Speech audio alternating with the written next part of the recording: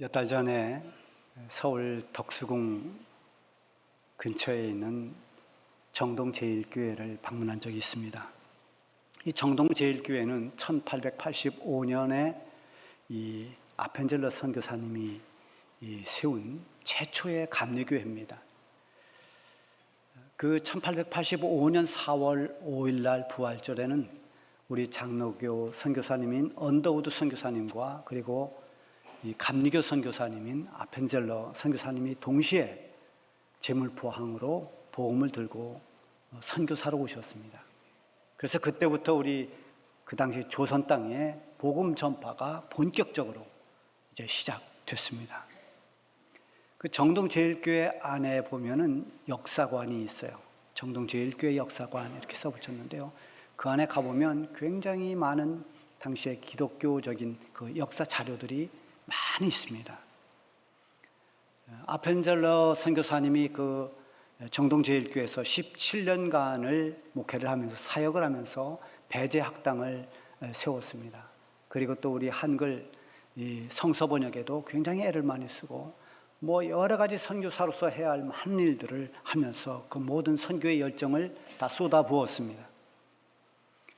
역사 기념관을 돌아보면서 이 복음의 능력이 얼마나 위대한가를 다시 한번 절감할 수 있는 그런 좋은 기회가 되었습니다. 아펜젤러 선교사님뿐만이 아니라 그 후에도 이 땅에 들어온 수많은 선교사님들의 헌신과 희생이 있었습니다. 그들이 뿌린 이 복음의 씨앗, 그리고 그들이 눈물로 드렸던 그 눈물의 기도, 그것이 훗날 우리 한국의 수많은 기독교 인재를 양성했고 그리고 한국교회가 크게 부흥될 수가 있었습니다. 여러분, 선교사로 파송되어서 낯선 곳 이국 땅에 가서 자기 생애를 보낸다는 것이 얼마나 힘들고 어려운 일입니까? 성경에 보면 안수에서 파송한 최초의 선교사님이라고 한다면 사도 바울과 바나바입니다. 바울과 바나바죠. 스데반이 순교당한 후에 예루살렘에 엄청난 박해가 일어납니다. 그 박해를 피해서 그리스도인들이 다 사방으로 퍼졌습니다. 이렇게 흩어진 디아스포라들이 어느 지역을 가든지 그들이 모여서 함께 하나님께 예배를 드리고 그러면서 자연스럽게 이방 땅에 교회가 세워지게 됩니다. 그 가운데 한 교회가 바로 안디옥 교회인데요. 예루살렘에서 굉장히 떨어진 이 안디옥 지역에 그곳에 갔던 디아스포라들이 모여서 안디옥 교회를 만들었어요. 근데 거기에 놀라운 성령의 역사가 나타나고 부흥이 일어나고 많은 사람들이 예수님을 영접하고 하나님께로 돌아온다는 이런 좋은 소문이 저 예루살렘 교회까지 갔습니다. 그래서 예루살렘 교회는 한 사람을 파송하게 되는데요. 그가 누군가 하면 성령 충만하고 믿음이 충만하고 그리고 심성이 아주 착한 바나바라고 하는 사람입니다. 바나바가 안디옥 교회에 와보니 정말 안디옥 교회는 놀라운 하나님의 은혜가 임한다는 걸 알았습니다. 많은 사람들이 하나님 품에 돌아오고 정말 교회가 생동감이 있었습니다. 그래서 혼자 그 사역을 하기보다는 누군가 함께 동역을 해야 되겠다 해서 기도를 하는 가운데 떠오른 것이 바로 사도 바울입니다. 그래서 당시에 그 사도 바울이 자기 고향인 다소에 직부하고 있을 때 바나바가 가서 바울을 모시고 옵니다. 그리고 함께 이 안디옥 교회의 사역을 함께 동역합니다. 그러면서 교회는 부흥을 했습니다. 그리고 이제는 안디옥 교회를 넘어서 저 세계를 향해서 선교의 발길을 돌려야 할 때가 왔습니다. 그래서 안디옥 교회는 이 바울과 바나바를 안수하여 최초로 이제 선교사님으로 파송을 합니다. 이들의 사역지는 지금처럼 어느 나라로 이렇게 딱 정해져 있는 것이 아니라 어느 곳이든 세상 어디든 가서 사람들에게 복음을 전하는 것입니다. 말하자면 예수님께서 말씀하신 저 예루살렘을 넘어서 유대 땅 그리고 저 사마리아 땅 끝까지 이르러서 증인이 되라 하신 그 말씀대로 어디에 가든지 복음의 증인, 예수님의 증인의 사명을 감당한 거죠. 이렇게 시작한 바울의 선교 여행이 1차 전도여행, 2차 전도여행, 3차 전도여행까지 이렇게 이르게 됩니다. 얼마나 많은 곳을 다니면서 또 얼마나 긴 세월을 많은 박해와 어려움 가운데서 그 일을 감당했습니다. 바울이 처음 안디옥에서 안수를 받고 선교를 위해서 떠났지만은 이것은 하나님이 주신 사명을 시작하는 그런 출발이었습니다. 이미 사도 바울은 회심할 때 예수님으로부터, 주님으로부터 이방인들을 위해서 복음을 전하라는 그 사명을 부여받았습니다. 그 사명을 감당하기 위해서 많은 기도로 준비했을 것입니다. 그리고 그 사명이 시작되면서 그는 그 사명을 마칠 때까지 뒤를 돌아보지 않았습니다. 오직 이 사명의 길을 앞을 향해 달려갔습니다. 그래서 그의 고백 가운데 사도행전 20장 24절에 보면 내가 달려갈 길과 주 예수께 받은 사명 곧 하나님의 은혜의 복음을 증언하는 일을 마치려 하면은 나의 생명조차도 조금 더 귀한 것으로 여기지 아니하노라 이렇게 말합니다. 생명도 돌보지 않고 오직 복음을 전하는 일에 온 힘을 다 썼습니다. 바울이 주님께 받은 이 사명은 이방인들에게 하나님의 은혜의 복음을 전하는 일이었습니다. 무슨 일을 하든지 사명으로 하는 사람과 그렇지 않은 것은 굉장히 큰 차이가 납니다. 요즘에 일반 대학교도 마찬가지겠습니다만 신학교는 더더욱 신입생들이 모집이 안 됩니다. 그래서 최근에 신학교에 가면 50대, 60대 된 분들이 그냥 공부하기 위해서 온 분들이 많아요. 그전같이 젊은 사람들이 목회의 길을 가기 위해서 오는 사람들이 별로 없습니다. 과거에는 신학교 가는 사람들이 대부분 직업 때문이 아니라 사명감을 가지고 왔습니다. 하나님 앞에 기도하다 사명을 받고 부름을 받고 그 부르심에 따라서 결단하고 갔습니다. 그래서 자기의 좋은 직장, 자기의 안정된 직업 이거 다 버리고 신학교에 와서 훈련을 받고 어디든 주님이 부르시는 곳으로 가겠다고 각 교회로 흩어져 나갔습니다. 그러나 지금은 이 시대의 풍조가 너무나 개인주의적이고 또 실용주의적으로 그렇게 치우치다 보니까 희생을 한다는 것, 정말 섬김을 한다는 것, 섬긴다는 것 이런 일들을 자꾸만 회피합니다. 사명을 위해서 자신을 드릴 수 있는 용기 있는 사람을 찾아보기가 점점 어려워지고 있습니다. 사명감이 없는 사람들은 하다가 지치면 포기하거나 아니면 진로를 바꿉니다. 그러나 사명을 붙잡고 일하는 사람은 뒤를 돌아볼 수 없습니다. 진로를 바꿀 수가 없습니다. 바울은 복음 전하는 일에서 겪는 그 많은 박해와 고난을 두려워하지 않았습니다. 그가 말한 대로 자기 생명의 그 위협도 조금도 두려워하지 않고 흔들림 없이 사명의 길을 달려갔습니다. 바울의 사명감은 단지 내가 고난을 이겨내면서 이 복음을 전한다가 아니라 그것보다 더 적극적으로 어떻게 하면 이 사명을 바로 감당할 수 있을까? 어떻게 하면 더 많은 사람들에게 이 복음을 전해서 구원받게 할까? 이것이 바울이 가지고 있는 선한 고민이고 그의 선한 열정이었습니다. 그러다가 그가 생각한 것이 당시의 세계의 중심이라고 하는 로마에 가서 복음을 전하는 것이었습니다. 모든 길은 로마로 통한다는 말이 있는 것처럼 당시 로마는 강대국이었습니다. 로마는 세계를 정복하려고 하는 야망을 꿈꾸고 세계로 뻗어나갈 수 있는 모든 인프라를 잘 구축해 놓았습니다. 바울은 바로 그것을 이용해서 복음을 전하려고 했던 것입니다.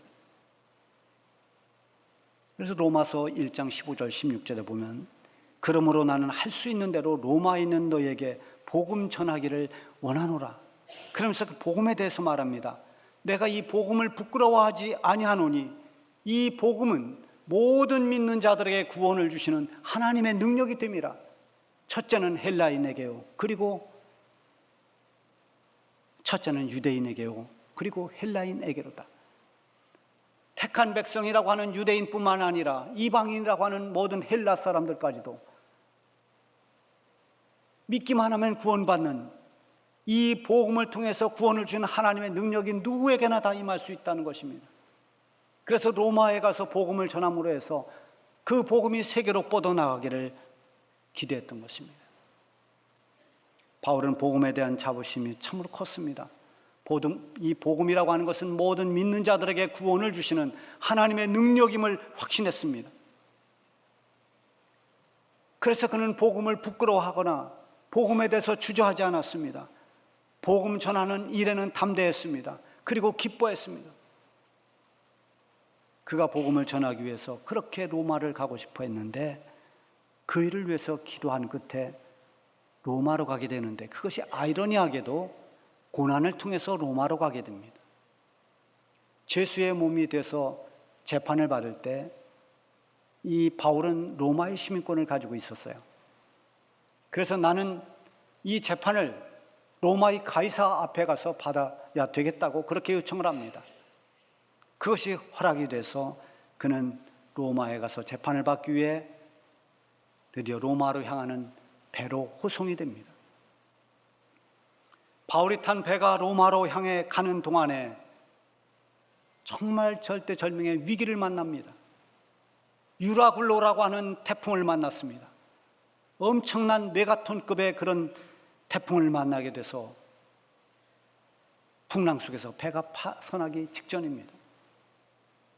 사실 오늘 본문을 다 이해하려면 사도행전 27장 전체를 다 보아야 됩니다만 워낙 길어서 제가 후반만 보았어요. 그 앞부분을, 그 내용을 보면은 바울이 탄 배가 얼마나 큰 위기에 빠졌는지를 알 수가 있습니다. 낮에는 검은 먹구름이 꽉 하늘을 덮어서 앞이 보이질 않습니다. 해를 볼 수가 없습니다. 밤에 역시 마찬가지로 밤에 뜨는 달이나 별을 볼 수가 없습니다. 칠흑같이 어둠 속에서 바람은 미친 듯이 굉음 소리를 내면서 배를 흔들어댑니다. 그렇게 여러 날 동안 풍랑에 휘청거리는 배는 이제 금방이라도 침몰될 것만 같았습니다. 그래서 20절 하반절에 보면은 구원의 여망마저 없어졌더라, 이렇게 기록되어 있어요. 살 수 있는 구원의 여망마저 없을 만큼 그렇게 절망적이었다는 겁니다. 선한 꿈을 가지고 그 일을 위해서 기도하고 그 일이 이루어지는 그 과정에서 이런 시련을 만나게 된 것입니다. 복음을 전하려고 가는 길인데 그 길에서 이런 위기를 만나게 됩니다. 우리가 신앙생활하다 보면 이런 경우가 참 많습니다. 간절히 기도해 왔는데 오히려 기도가 막히는 일이 생깁니다.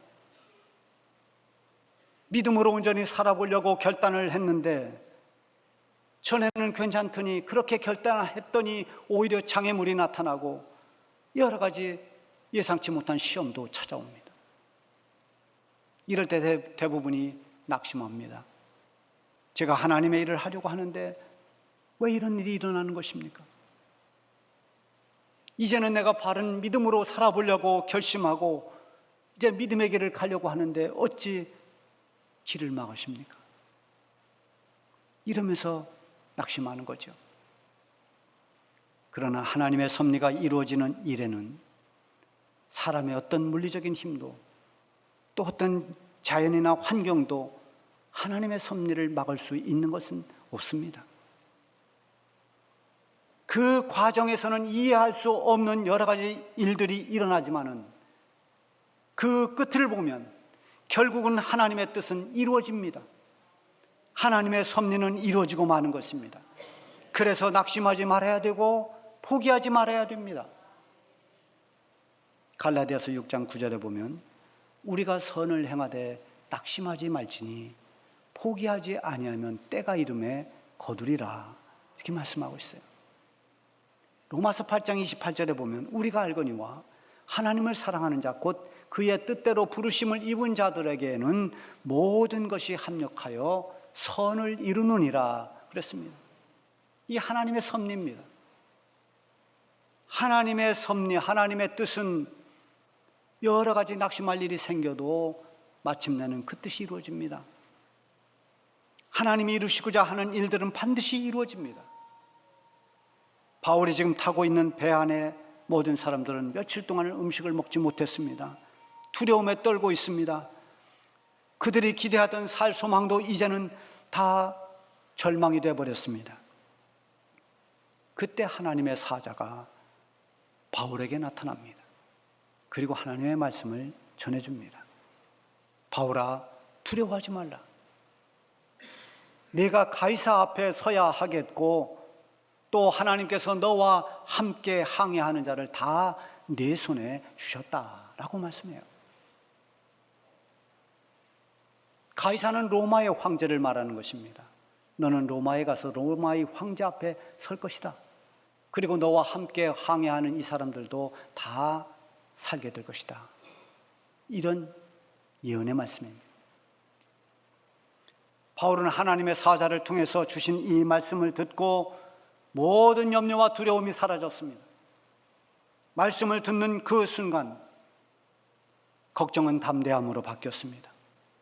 하나님의 말씀이 힘이 되고 위로가 되고 용기가 되었습니다. 오늘 저와 여러분 마찬가지로 하나님의 말씀이 여러분에게 용기가 되고 힘이 되기를 바랍니다. 이 세상을 살아가는 동안에 성도들의 삶도 바다를 항해하는 배와도 같습니다.